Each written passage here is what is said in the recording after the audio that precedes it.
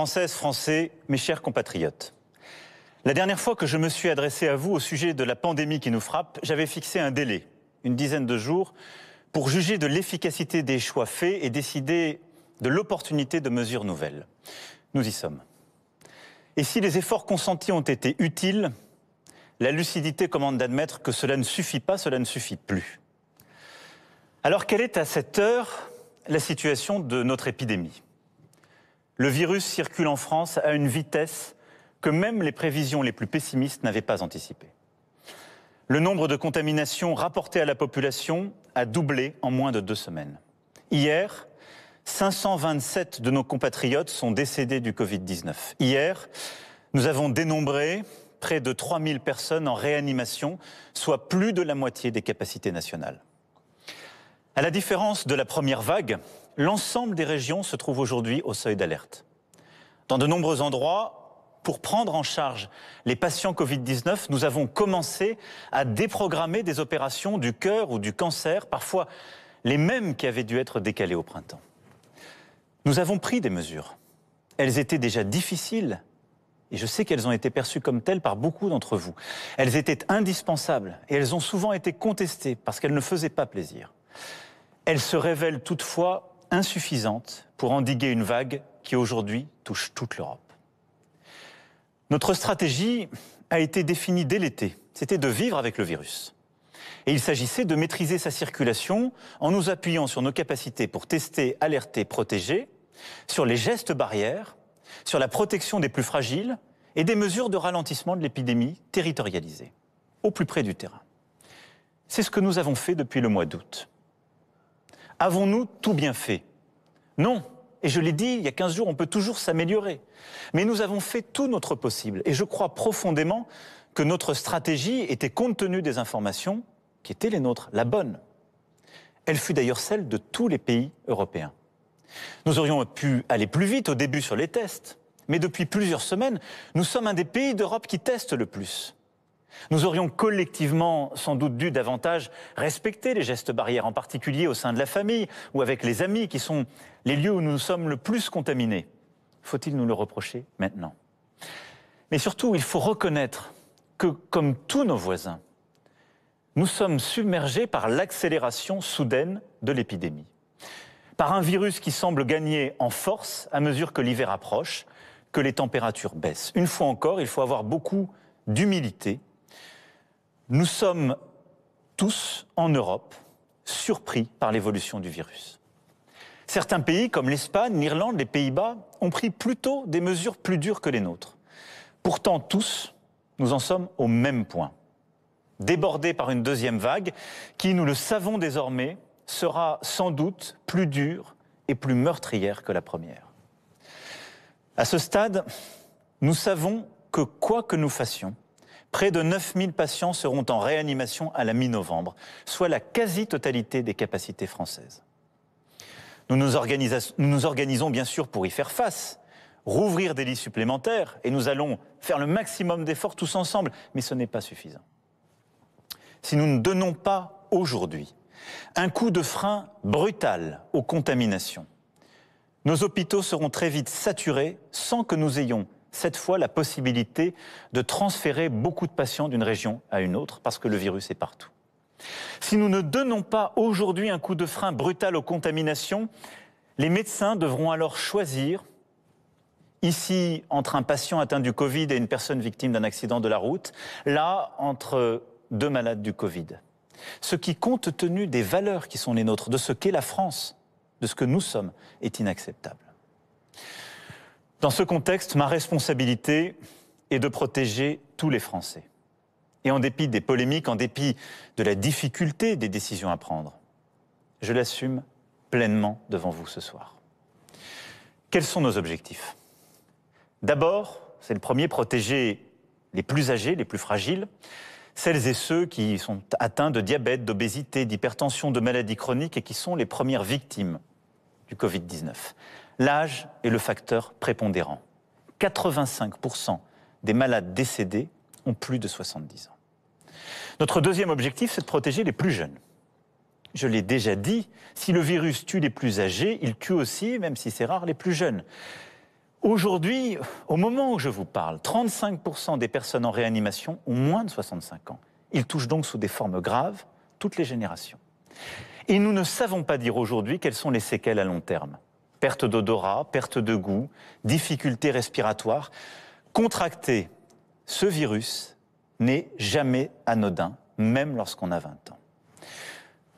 Troisième objectif, c'est de protéger nos soignants, qui à l'hôpital, dans les structures médico-sociales, en ville, ont déjà beaucoup donné durant le printemps.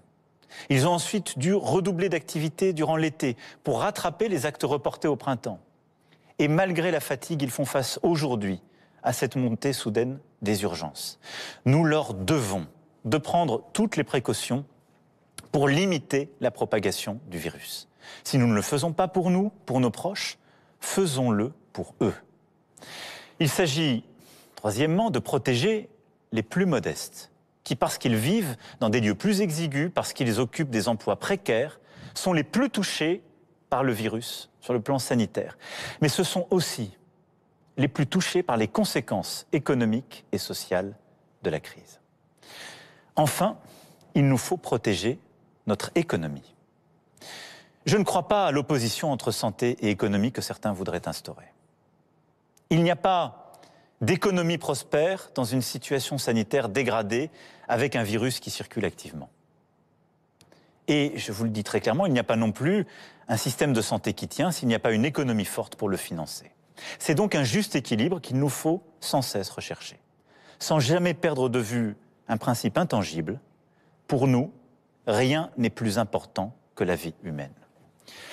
Quelles sont dès lors les stratégies possibles pour arriver à ces objectifs? Nous pourrions, certains le préconisent, ne rien faire et assumer de laisser le virus circuler. C'est ce qu'on appelle la recherche de l'immunité collective, c'est-à-dire lorsque 50-60% de la population a été contaminée. Le Conseil scientifique a évalué les conséquences d'une telle option. Elles sont implacables. À très court terme, cela signifie le tri entre les patients à l'hôpital. Et d'ici quelques mois, c'est au moins 400 000 morts supplémentaires à déplorer. Jamais la France n'adoptera cette stratégie. Jamais nous ne laisserons mourir des centaines de milliers de nos concitoyens. Ce ne sont pas nos valeurs, ça n'est pas non plus notre intérêt. Une deuxième voie serait de confiner les seules personnes à risque. Cette voie n'est pas non plus, au moment où je vous parle, utilisable. D'abord, elle suppose une discussion éthique. Mais d'une part, nos aînés, comme les personnes vulnérables, ont souvent besoin d'une assistance extérieure pour leurs soins, leur ménage, la livraison de leurs repas. Certains vivent aussi avec leurs proches, leurs enfants, souvent par manque de moyens. Et donc créer une forme de bulle autour d'une génération, de certaines personnes, comme une barrière entre les générations, n'est pas réaliste et à ce stade insuffisant. D'autre part, le virus se développe aussi et développe des formes graves chez les plus jeunes. Et donc confiner les seules personnes âgées est inefficace parce que le virus circulerait toujours trop vite et sous des formes graves dans le reste de la population. Et donc nous ne pourrions pas protéger nos soignants, nos urgences et même à terme nos aînés avec cette stratégie. Elle peut être pertinente, elle n'est pas suffisante. Nous pourrions également faire en quelque sorte le pari de tout miser sur la stratégie du tester, alerter, protéger.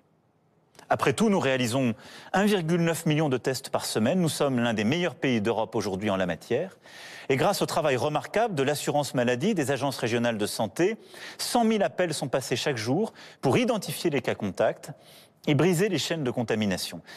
Mais si ce système peut être efficace avec quelques milliers de cas par jour, nous avons aujourd'hui entre 40 et 50 000 contaminations quotidiennes dépistées. Sans doute en réalité le double. Ce système n'est plus efficace. Et d'ailleurs, aucun pays européen ne le retient plus aujourd'hui.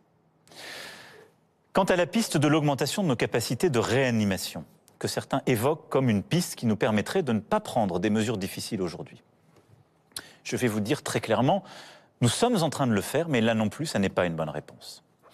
Nous avons les stocks de médicaments, les respirateurs, les masques, les blouses, les gants, tout le matériel nécessaire, parce que nous avons appris de nos insuffisances, de nos manques durant la première phase. Nous avons aussi formé près de 7000 infirmiers et médecins pour pouvoir travailler en réanimation.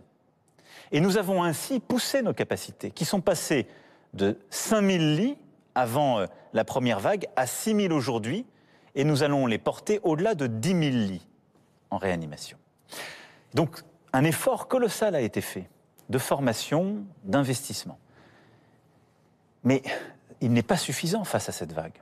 Nous agissons aussi sur le moyen terme. Le Ségur de la santé, qui correspond à 8 milliards d'investissements par an investis dans l'hôpital et notre santé, permettra de renforcer l'attractivité des métiers. Mais il faut 5 ans pour former un infirmier réanimateur, 10 ans pour former un anesthésiste. Il n'y a pas de solution magique, ce n'est pas en quelques mois que nous pourrons créer véritablement une capacité totalement différente. Nous ne pourrons pas non plus, compte tenu du fait que les autres pays européens sont saturés, faire appel à une main-d'œuvre étrangère à court terme. Du reste, quand bien même nous pourrions ouvrir beaucoup plus de lits, et malgré l'effort de doublement que nous avons réussi, qui peut sérieusement vouloir que des milliers de nos compatriotes passent des semaines en réanimation avec les séquelles que cela implique sur le plan médical? Quelle est donc aujourd'hui la bonne stratégie à retenir? Confiner les plus âgés, les plus vulnérables, tester, alerter, protéger, augmenter les lits de réanimation. Aucune de ces solutions n'est suffisante en l'état actuel. Il faut aller plus loin. Après avoir consulté les scientifiques, dialogué avec les forces politiques, économiques et sociales, après avoir échangé aussi avec tous nos partenaires européens et pesé le pour et le contre, j'ai décidé qu'il fallait retrouver, à partir de vendredi, le confinement qui a stoppé le virus. Tout le territoire national est concerné, avec des adaptations pour les seuls départements et territoires d'outre-mer. Mais parce que nous avons appris des événements du printemps, ce confinement sera adapté sur 3 points principaux. Les écoles resteront ouvertes, le travail pourra continuer, les EHPAD et les maisons de retraite pourront être visitées. Quelles seront les règles de cette nouvelle étape? Et le gouvernement, demain, les détaillera lors d'une conférence de presse. Il y a d'abord ce qui ne changera pas par rapport à ce que nous avons vécu au printemps. Comme au printemps, vous pourrez sortir de chez vous uniquement pour travailler, vous rendre à un rendez-vous médical, pour porter assistance à un proche, pour faire vos courses essentielles ou prendre l'air à proximité de votre domicile. C'est donc le retour de l'attestation. Comme au printemps, les réunions privées en dehors du strict noyau familial seront donc exclues. Les rassemblements publics seront interdits et vous ne pourrez pas vous déplacer d'une région à l'autre, à l'exception des retours de vacances de la Toussaint. Et donc, il y aura une tolérance durant ce week-end de retour pour que chacune et chacun puisse revenir de son lieu de vacances, pour que les familles puissent s'organiser. Les commerces qui ont été définis au printemps comme non essentiels, les établissements recevant du public, notamment les bars et restaurants, seront fermés. Comme au printemps, le quoi qu'il en coûte, cette réponse économique parmi les plus protectrices du monde se poursuivra. Elle sera même plus importante qu'en mars pour nos petites entreprises fermées administrativement, avec la prise en charge jusqu'à 10 000 € par mois de leurs pertes en chiffre d'affaires. Les salariés et les employeurs qui ne peuvent pas travailler continueront quant à eux à bénéficier du chômage partiel. Et nous compléterons par des mesures de trésorerie pour les charges, les loyers des prochaines semaines. Et un plan spécial sera fait pour les indépendants, les commerçants, les très petites et moyennes entreprises qui, je le sais, redoutent plus que tout les prochaines semaines. Par rapport à mars-avril, nous avons, je le disais, appris et nous avons progressé. C'est pourquoi certaines règles vont évoluer.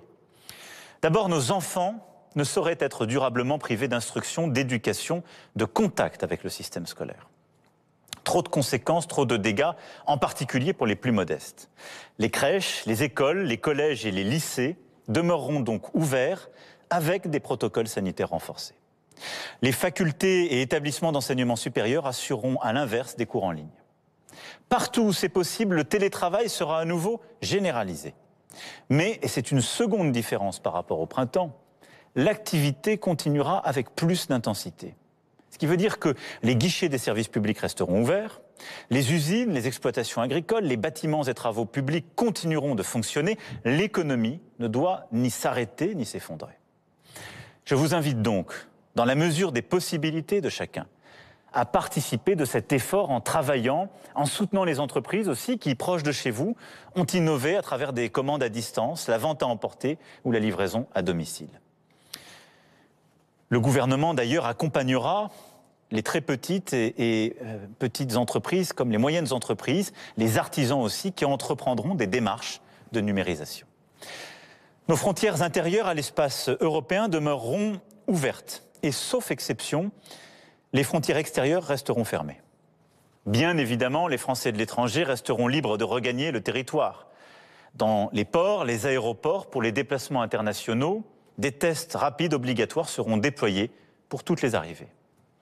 Aucun voyageur ne doit pouvoir entrer sur le territoire européen sans qu'on soit certain qu'il n'est pas porteur du virus. Enfin, pour éviter que ne se nouent des drames humains que nous avons vécus au printemps, où des personnes en fin de vie se retrouvent totalement isolées, les visites en maison de retraite et en EHPAD seront cette fois autorisées dans le strict respect des règles sanitaires. Je souhaite aussi que les personnes en situation de handicap puissent bénéficier des souplesses dont elles ont besoin. Quant aux cimetières en cette période marquée par la Toussaint, ils demeureront ouverts et je veux que nous puissions continuer à enterrer dignement nos proches. Ce nouveau confinement ne réussira que par la mobilisation de tous et chacun a son rôle à jouer. Aux personnes à risque, aux plus vulnérables, aux personnes âgées de plus de 70 ans, je demande une vigilance accrue. Moins de réunions avec la famille, avec les amis, même si c'est un crève-cœur. Et le respect de la distanciation physique, y compris au domicile. Le port du masque systématique lorsqu'on se trouve à l'intérieur en présence d'une autre personne. Même un proche, même un enfant ou un petit enfant, c'est très important pour vous. Les soignants à l'hôpital jouent évidemment dans ce contexte un rôle essentiel. Mais nous avons besoin des médecins de ville, des infirmiers, des pharmaciens, de tous les acteurs du médico-social, de tous les professionnels de santé de ville pour assurer une prise en charge précoce des patients dès les premiers symptômes et pour éviter que ne se développent des formes complexes. Nous avons besoin de nos élus. Nos maires ont joué un rôle essentiel et je les salue ici. Maires, présidents et présidentes d'intercommunalités, de métropoles, élus de terrain. Nous allons avoir besoin de vous de manière encore accrue pour proposer et aller plus loin en matière de prévention, mobiliser nos associations pour accompagner les personnes les plus isolées, les moins bien informées et assurer la bonne application des mesures prises, que ce soit auprès de nos jeunes dans le temps périscolaire ou pour accompagner les personnes les plus vulnérables ou les plus âgées. Nous avons besoin de nos forces de sécurité intérieure pour garantir l'application des mesures, de nos forces de sécurité civile pour déployer des plateformes de tests et aller au contact de la population. Nous avons aussi besoin du sens des responsabilités de chacun et de l'esprit citoyen de tous.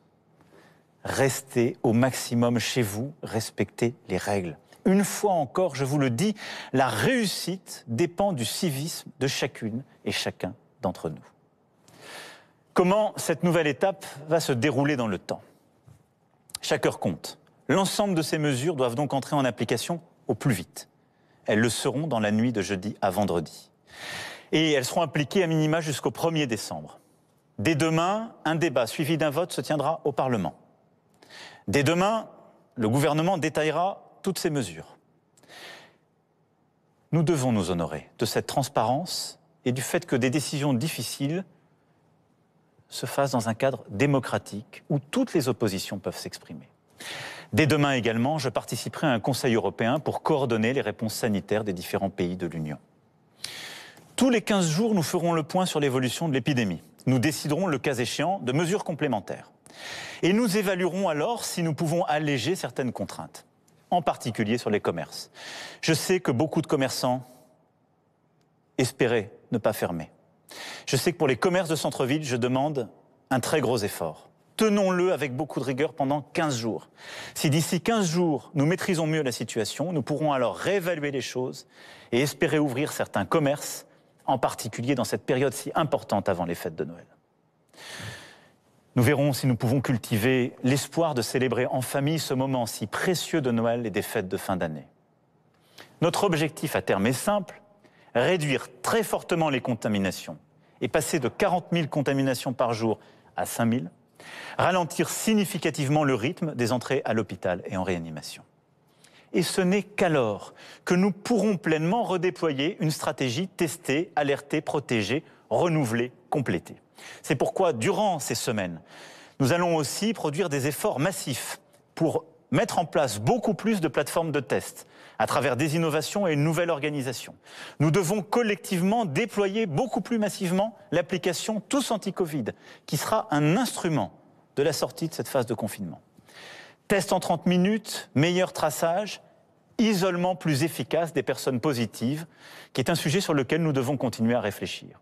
Une fois le pic épidémique passé, tous ces outils doivent nous permettre demain de tenir jusqu'au vaccin, à l'été, nous disent les scientifiques. Mes chers compatriotes, nous avons tous été surpris par l'accélération soudaine de l'épidémie, tous. Si je sais la lassitude et cette impression d'un jour sans fin qui tous nous gagne, nous devons, quoi qu'il arrive, rester unis et solidaires et ne pas céder au poison de la division. Cette période est difficile parce qu'elle éprouve justement notre résilience et notre unité. Mais elle est un révélateur de ce que nous sommes. Des femmes et des hommes qui sont liés les uns aux autres. Très peu de générations auront eu comme la nôtre autant de défis ensemble. Cette pandémie historique, les crises internationales, le terrorisme, les divisions de la société et une crise économique et sociale sans précédent liée à la première vague. Mais j'ai confiance en nous, en vous. Confiance en notre capacité à surmonter cette épreuve. Nous devons tenir, chacun à notre place. Dans la transparence, le débat, dans la détermination pour appliquer les règles que nous nous fixons, et en nous serrant les coudes. À nouveau, nous nous relèverons si nous sommes unis, et nous serons unis. Nous avons besoin les uns des autres, nous sommes une nation unie et solidaire, et c'est à cette condition que nous y arriverons. Nous sommes la France. Je compte sur chacun d'entre vous. Je serai là, nous serons là, et nous y arriverons tous ensemble. Vive la République et vive la France.